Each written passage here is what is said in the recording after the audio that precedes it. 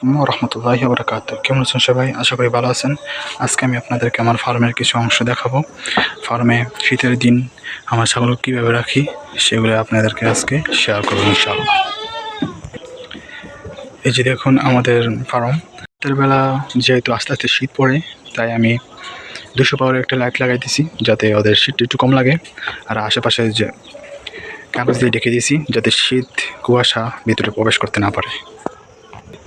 আর বড় ছাগলগুলো বেঁধে রাখছি, ছোট ছাগলগুলো ছেড়ে দিয়েছি। আর এখন একটা কোয়েলও জ্বালা দেওয়া লাগবে, কারণ সারায় তো ওরা এভাবে থাকবে, মশাও কামড়াতে পারে। তাই মশা থেকে ওদেরকে রক্ষা করার জন্য আমরা দুইটি করে কোয়েল জ্বালিয়ে দিই। কোয়েলটা একটা নিয়ে আসলাম, জ্বালিয়ে দিচ্ছি। যেহেতু আমি একা, আমার ক্যামেরাম্যান নাই, তাই সব কিছু আমার একাই করতে হয়।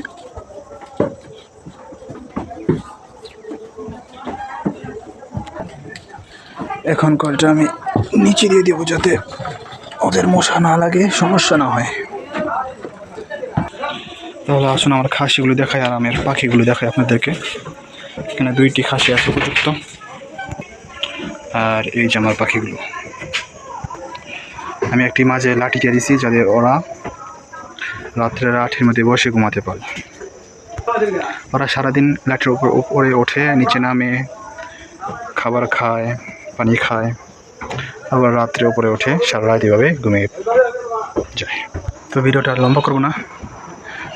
ভিডিওটি ভালো লাগে অবশ্যই লাইক শেয়ার করবেন।